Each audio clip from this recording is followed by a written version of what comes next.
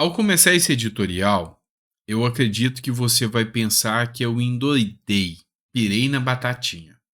Por quê? Porque eu vou divulgar um canal de esquerda e vou pedir para você me ajudar a divulgar esse canal. Mas espera um pouquinho, assiste pelo menos esse primeiro trecho para você entender o motivo disso. Aí depois, fica bravo comigo ou não, tá bom? Você precisa entender os motivos pelo qual eu vi que esse canal merece ser divulgado, correto? Assiste até o final, é o que eu te peço. Depois você coloca o seu comentário me reprovando ou concordando comigo. E vai ser importante você comentar. Olha só, o caso que eu vou divulgar com vocês aqui é de um ativista de esquerda do Distrito Federal, o qual eu quero divulgar, defensor de Gaza. O nome dele é Tiago Ávila. E essa matéria foi divulgada no Metrópolis. Com um filho prestes a nascer, um ativista do PSOL, tá? Do PSOL, do Distrito Federal, anuncia viagem a Gaza. Um ativista do Distrito Federal anunciou que vai viajar para Gaza, região da Palestina, centro do conflito entre Israel e o grupo extremista Hamas, e gerou polêmica nas redes sociais. Tiago Ávila, comunicólogo, eu nem sabia que existia isso. O que é comunicólogo? Estudar comunicador? Comunicólogo, eu não sabia que existia, tá? Pode me chamar de burro, não tem problema, mas eu não sabia que era comunicólogo, nem sabia que isso existia. Ele é um comunicólogo e ex-candidato a deputado distrital pelo PSOL. Diz ter tomado a decisão. Sabe por quê? Porque lá está havendo um genocídio. Viva, como é que é? Viva o povo palestino, Israel, Estado assassino. É isso aí que o cara defende. Mas por que eu quero divulgar o canal? Você deve estar se perguntando, mas por que você quer divulgar esse canal? Porque o exemplo dele tem que ser seguido. Tem que ser assim mesmo. Se o cara é defensor da Palestina, se o cara é defensor de Gaza, se o cara é defensor do Hamas, tem que ir para lá. Se o cara defende Cuba, tem que ir para Cuba. Eu, por exemplo, estou falando bem de Israel. Eu não teria o mínimo problema de estar em Israel. Não teria o mínimo problema de ir para o Estado de Israel. Por quê? Porque lá eu sei que é uma democracia. Lá você vai ser recebido, lá seus direitos humanos vão ser respeitados, lá não há as atrocidades, não há um grupo terrorista do Estado de Israel, não. Tem um grupo do Hamas que vai lá invadir e causar o terror. Mas Israel é uma democracia. Então, se eu sou de direita e defendo Israel, sem problema nenhum, ir para Israel, não é? Agora, eu queria divulgar para que a moda pegasse. Pessoal de esquerda vai para a Palestina, vai para a faixa de Gaza, entra no meio do conflito, vai defender pessoal, ativista, feminista, LGBT, que acha que é bonito defender o Hamas, o grupo Hamas. Vá para lá, se infiltra no meio do Hamas e vai fazer a sua defesa. Tenha coragem do Tiago Ávila, que é do PSOL. Vá para lá. Entenderam por que eu quero divulgar? E aí é com vocês. Se eu tô errado ou tô certo. Acho que o rapaz merece um crédito.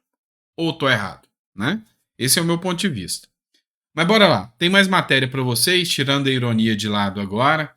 Eu acho absurdo um cara que tem um filho prestes a nascer tentar fazer a lacração, né? A boa e velha lacração que hoje esse pessoal faz nas redes sociais em busca até de views, né? Acho absurdo. Espero que ele vá e volte com vida, volte bem, porque tem uma criança que vai depender dele, né? Só espero que ele não aprenda muito com o pai. Vamos lá, mais uma matéria aqui. Alexandre de Moraes manda a Polícia Federal apurar uma fake news contra ele próprio e ameaça de coronel a Flávio Dino. O que aconteceu? Numa publicação no YouTube, e eu falo para vocês, toma cuidado do que vocês postam no YouTube, toma cuidado de onde você escolhe as informações, se o canal é sério, se o canal checa os fatos, para ver se não é uma fake news ou algo no sentido, tá? É o seguinte, foi divulgada uma conta,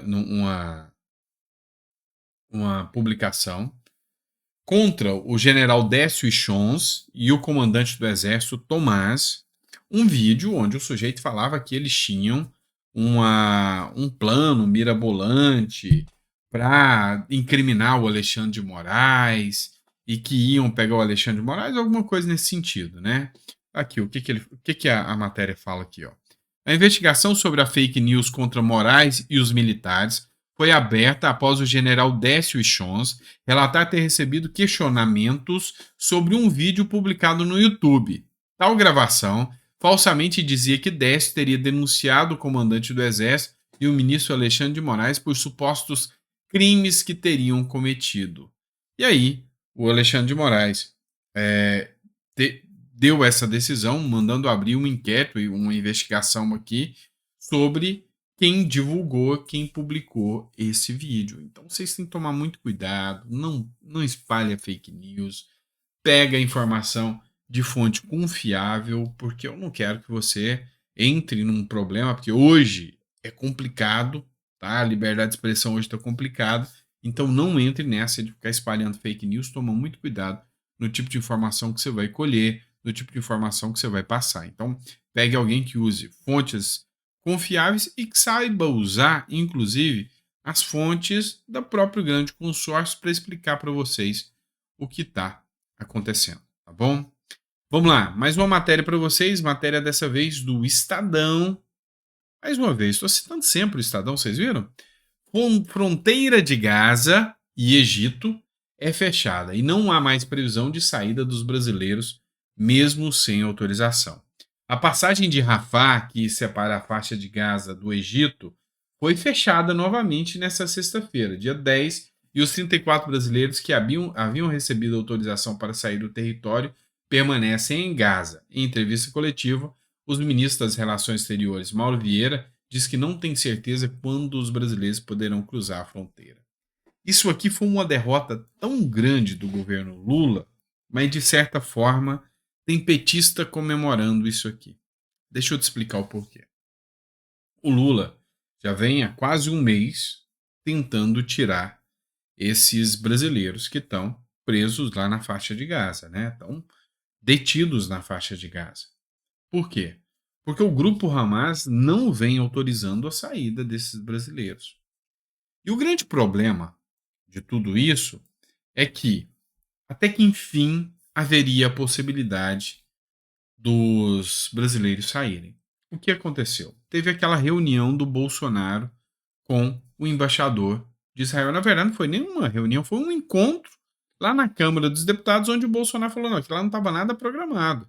Eu fui, ele estava lá, eu também estava. Me convidaram para entrar, eu entrei. E aí, o Bolsonaro falou: olha, mas eu aproveitei, liguei pro assessor direto do Netanyahu, presidente de Israel, e pedi que ele articulasse, junto ao Egito, a liberação dos brasileiros. E aí foi anunciado por Israel que estava autorizado, segundo o Egito, que vai receber ali no corredor humanitário, a saída, na passagem de Rafah, dos brasileiros. Pois é. Só que o governo petista ficou revoltado. Por quê? Porque é um ativo muito importante o Bolsonaro ganhar esse mérito. E aí, gente? Desculpa aí, mas estão subindo a hashtag Bolsonaro Nobel da Paz. Faça-me rir, né? E não é para tanto, não. Tá? Então vamos lá, não é para tanto, não. Vamos ter os pés no chão aqui. Tá certo? E aí? Os petistas não gostaram. Por quê? Porque o Bolsonaro ia capitalizar. O Bolsonaro ligou. E aí o pessoal de Israel falou: não, agora que o Bolsonaro ligou, tudo bem. Porque o Lula só nos ataca. E isso pegou muito mal para os petistas e os petistas ficaram pé da vida com isso. Só que agora sai essa notícia de que não vai ser mais liberado e não se tem ideia de quando é que os brasileiros vão ser liberados. O Lula fez um monte de bravata, dizendo que se os brasileiros não saírem, ele vai ter retaliação do Brasil contra Israel, porque Israel que tinha que liberar. Um monte de bravata. Mas o fato é que de um jeito ou de outro, se correr o bicho pega, se ficar o bicho come. Porque se eram liberados os brasileiros nesse momento, Bolsonaro levava o mérito e Lula estava pistola com isso, revoltado. Se, pelo contrário, o que acontecesse fosse o esperar, ou seja, Lula não liberou eles agora, demonstra uma derrota do Lula que está há mais de um mês tentando tirar os brasileiros e é um nanico diplomático que não consegue resolver o problema e trazer os brasileiros para cá. E aí, matéria do Terra Brasil, para comprovar isso, governo Lula se irrita com o embaixador de Israel por ajudar a tirar brasileiros de Gaza com a ajuda da intervenção de Bolsonaro. Ficaram pistolas. O Glauber Braga falou que tem que cortar relações com Israel. O Lindenberg Farias falou que tem que expulsar o embaixador de Israel aqui do Brasil. Tem que tocar ele fora daqui. Por quê? Porque ele teve uma reunião com o Bolsonaro e, segundo eles, estão tentando ajudar a tirar os brasileiros lá da faixa de Gaza. E no final das contas, mais uma vez fica comprovada a grande mentira aqui. O Hamas foi quem impediu a saída dos brasileiros de Gaza. É uma informação que foi repassada pela própria Embaixada de Israel. O que aconteceu? Nenhum estrangeiro conseguiu deixar a faixa de Gaza hoje e somente poucas ambulâncias conseguiram passar pela passagem de Rafah, informou o embaixador do Brasil na Palestina, o Alessandro Candeias. Por quê? O Hamas estava enfiando terrorista dentro das ambulâncias e levando os terroristas para dentro do estado, para dentro do Egito. E aí, babou tudo, né? Deu zebra, deu zebra. E aí a grande questão é, os grupos palestinos parabenizaram o Lula. E aí a parte mais feia dessa história foi de que é uma espécie de um aliado do Lula, o Hamas, que está travando os brasileiros. Olha só essa matéria, que é da Record, essa matéria de 2022, tá? Grupo terrorista palestino Hamas parabeniza Lula por vitória nas eleições. Membro do comitê executivo do movimento, do Hamas, considera a eleição do petista uma vitória para todos os povos oprimidos. Enfim, mas com toda essa ligação, com todo esse reconhecimento pelo grupo Hamas ao governo Lula, mesmo assim Lula não conseguiu negociações diplomáticas para liberar os brasileiros. E aí, se libera, ele fica revoltado porque não teve ajuda, não pode ter sido a ajuda do Bolsonaro. Se não libera, aí a culpa é de Israel e nunca do Hamas. É complicado. Vamos lá. Falando ainda sobre isso, um que está entrando no alvo das críticas agora dos jornalistas é o ministro da Justiça, Flávio Dino.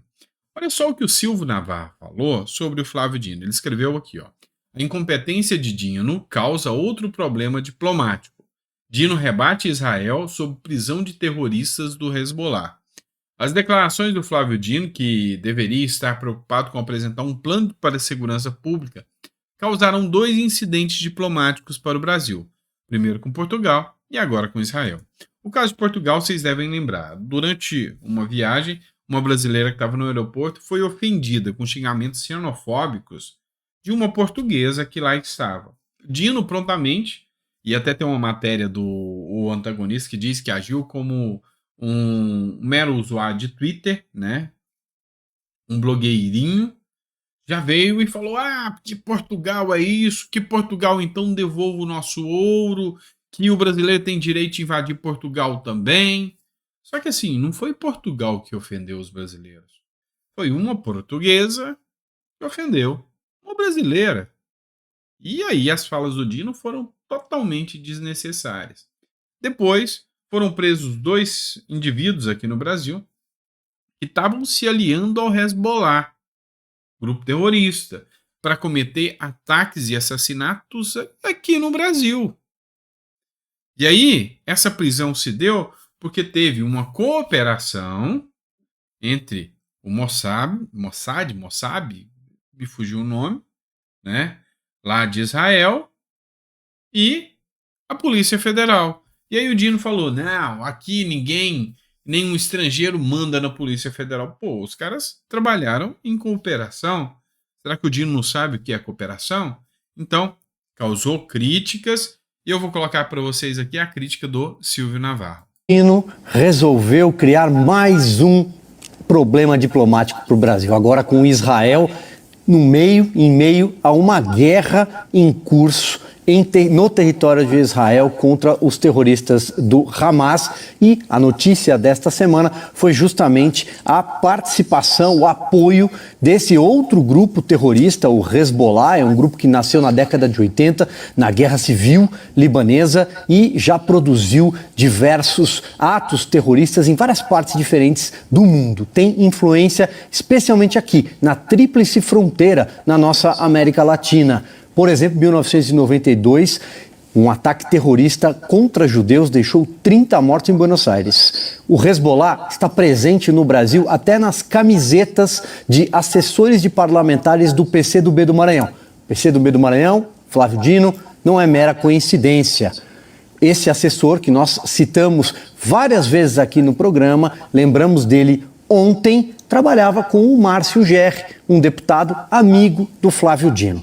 Agora, a Mossad, que é o serviço de inteligência israelense, um dos mais preparados e qualificados, reconhecidos do mundo, alertou a Polícia Federal do senhor Flávio Dino que talvez não tivesse conhecimento dessas informações, que foram aliciados 2 brasileiros aqui dentro do nosso território para provavelmente cometer atos terroristas contra a comunidade judaica.